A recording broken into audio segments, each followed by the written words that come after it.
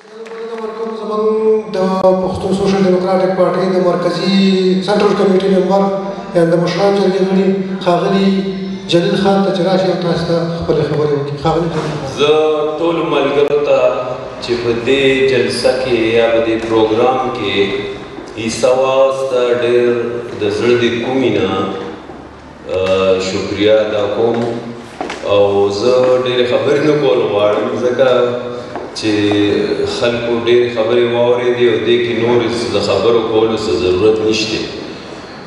ټول خلک په دې پوهېږي چې کوم قوم یو خپله ژبه ونه لري او ژبه ترې واخیستی شي نو هغه قوم د زوال طرف ته روان شي او هغه په آخره کې د ناکامیابو او د نقصانونو سره مخامخ کېږي.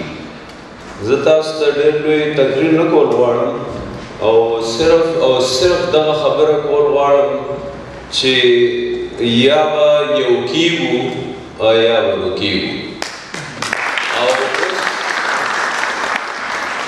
اوس دا پروګرام مونږه پای ته رسوو او د ډوډۍ انتظام شوی دی لاندې او د ټولو ملګرو نه دا خواهش دی چې لاندې لړ شي او خپله ډوډۍ وخوري.